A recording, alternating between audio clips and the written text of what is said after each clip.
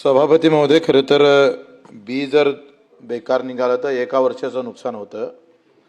बियाणं बेकार झालं तर वर्षाचं, आणि कलम जर बेकार निघाली, एखादं रोप जर कलम बेकार निघाली तर 10-20 वर्षानंतर ते माहीत पडतं का आता याला फळच लागत नाही, आणि चुकीच्या रोपामुळं त्या शेतकऱ्याचं अख्खं आयुष्य बर्बाद होते. म्हणजे ही लहान गोष्ट नाही आहे. माझ्या भागात संत्रा उत्पादक जास्त होतं आणि सरासरी गलगल या वृक्ष आम्ही पाहतोय वापरलं, गलगल हे बी जास्त वापरलं गेलं जातं. त्याच्यावरचं सगळ्यात जास्त कलम वापरल्या जात गेल्यामुळं आज आमच्या इथं 50% वर लोकांनी संत्रा तोडा लागला. बरं, गोगवले जे संत्र्याच्या झाडावर आत्महत्या करण्याचे उदाहरण सुद्धा भरपूर झाले. बऱ्याच लोकांनी आत्महत्या केली, कारण एका नर्सरीमुळं, चुकीच्या नर्सरीमुळं, चुकीच्या रोपवाटिकेमुळं अशा प्रकारची अवस्था निर्माण झाली.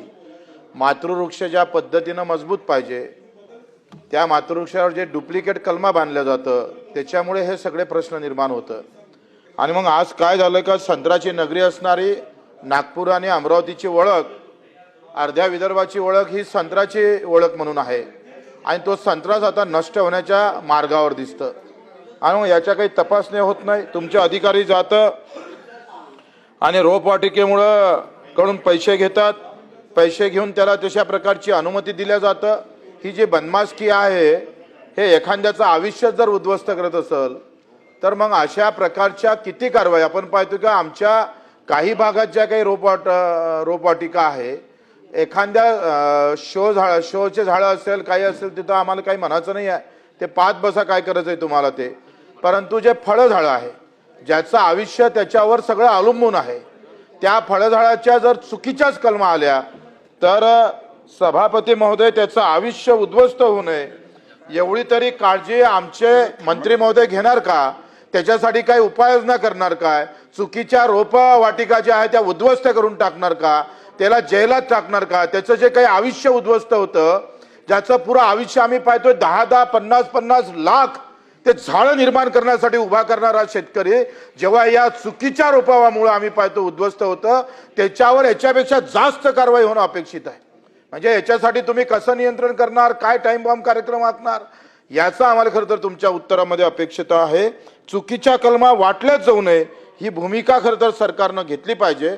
दुसरं असं आपण पाहतो का, आम्ही नेहमी तुम्हाला सांगत असतोय का तुमच्याजवळ योगायोगानं एमआरईजेस आहे. आता ते जयरामजी की झालं, आणि राज्याचा रोजगार हमी योजना कायम आहे.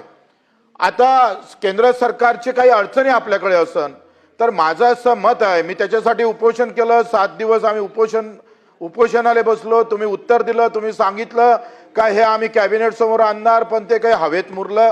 कॅबिनेट आहे गायब आहे, तुम्ही फक्त इथं दिसता, मी इथं दिसतो. उद्या तुम्ही आम्ही इथं दिसणार नाही जर ह्या नियम बदलवले नाही तर, याच्यात काही कायदा दुरुस्त केला नाही तर. माझं काय मत आहे सभापती महोदय, का सगळ्या मग आंबा उत्पादक असू दे, द्राक्ष उत्पादक शेतकरी असू दे, केळी उत्पादक शेतकरी असू दे, का संत्रावाले असू दे, का जाम असं जे काही फळ उत्पादक शेतकरी आहे, हा पर्यावरण निर्माण करतो. तो या सगळ्या पर्यावरण निर्माण करणाऱ्या या शेतकऱ्याच्या पाठीशी सरकार उभं राहिलं पाहिजे.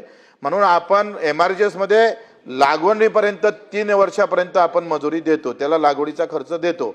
पण त्याच्यानंतर जे काही अवकाळा येतं, तुम्ही आपण पाहतोय का आज बऱ्याच आयात निर्यातच्या धोरणामुळे त्याला जे मरावं लागतं, प्रोसेसिंग युनिट बरोबर नसल्यामुळं मरावं लागतं, त्याला सपोर्ट म्हणून त्याला अधिक 7 वर्षाचं जर एमआरजीएस मध्ये कव्हर केलं, त्याचा मजुरीचा खर्च, मग संत्रा असेल, तुमची तर काजू असेल किंवा आंबा असेल, याला जो संरक्षण करण्यासाठी खर्च लागतं, किंवा एखादा आता गारपीट आली आणि अशा वेळेस तुम्हाला वेळोवेळी मदत केल्यापेक्षा जर आपण याच्यासाठी एक व्यवस्थित जर विद्यापीठाला हा कार्यक्रम दिला आणि हा मजुरीचा खर्च 7 ते 8 वर्ष जर त्याला दिला तर ह्या फळबागा अतिशय मजबूतीने उभ्या राहील आणि या महाराष्ट्राचं नाव उज्ज्वल होईल.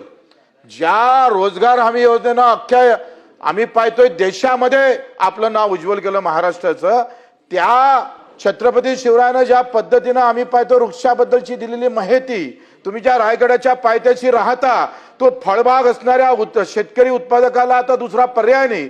पाणी आहे, सगळं आहे, पण फळं देत नाही, फळं दिले तर भाव भेटत नाही. अशा वेळेस तुम्ही सरकार म्हणून कशा पद्धतीने उभं राहाल हे फार महत्वाचं आहे आणि ते उभं राहावं. तुमच्या नावातच भारत आहे आणि मग अख्खा भारत, तुमच्या सगळ्या भारताचं लक्ष तुमच्याकडे लागावं.